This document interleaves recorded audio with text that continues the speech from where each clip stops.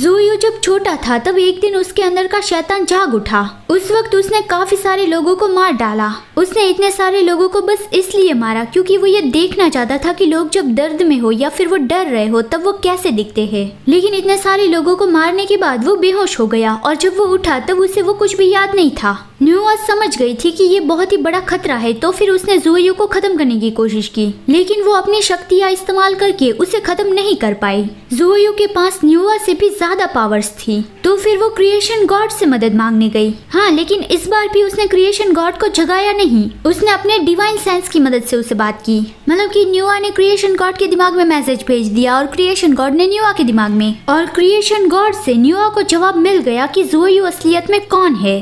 Creation God ने अपने हाथों से काफी सारी छोटी छोटी दुनिया को क्रिएट किया था, और उस वक्त क्रिएशन गॉड के दिल में एक डिजायर था जिसका नाम था डिस्ट्रक्शन, मतलब कि तबाही। फिर वो डिजायर एक डीमन बन गया और जब क्रिएशन गॉड सो रहे थे तब वो भाग गया। मतलब कि ज़ोयू क्रिएशन गॉड के अंदर का शैतान है, वो नेचुरली एक शैतान है जिसे तबाही करने में ही मजा आता है। ये जानकर ज़ोयू, जियोचन और सांगजिन तीनों ही चौंक गए। ज़ोयू कहता है क्या बकवास कर रहे हो, मैं क्रिएशन गॉड के अंदर का शैतान हूँ, क्या तुम पागल हो, किस तरह की बकवास कहानी बनाई है तुमने। हेवन कहता है तुमसे झूठ बोल के अब मुझे क्या फायदा मिलेगा, तुम क्रिएशन गॉड के अंदर के शैतान हो, दूसरे शब्दों में कहे तो तुम गॉड नहीं हो और न ही इंसान हो। तुम्हारी डिवाइन पावर सबसे ज्यादा पावरफुल है, दुनिया में कोई भी तुम्हें कंट्रोल नहीं कर सकता। क्रिएशन गॉड ने न्यूआ से रिक्वेस्ट की थी कि उसके अंदर के शैतान को कंट्रोल में करे, इसलिए उसने अपनी जान देकर तुम्हें यहाँ पे सील किया है। जब तक तुम यहाँ पे सील रहोगे क्रिएशन गॉड के अंदर का शैतान नहीं जाग पाएगा,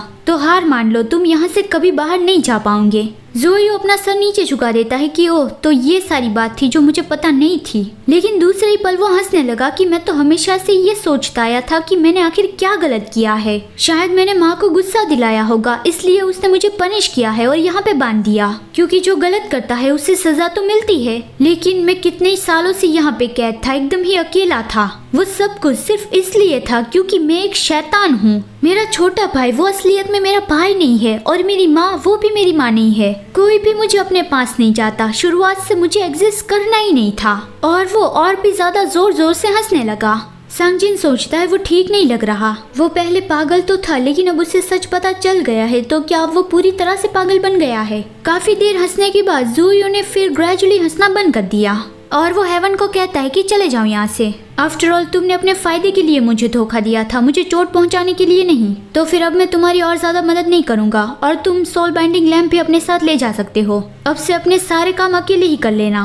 हेवन सोल बाइंडिंग लैंप लेके जाने लगा कि हाँ ठीक है, मैं फिर वापस नहीं आऊंगा। सांगजिन सोचता है कि ओ नो, वो गॉड एम्परर को अपने साथ ले गया, अब मैं क्या करूँ।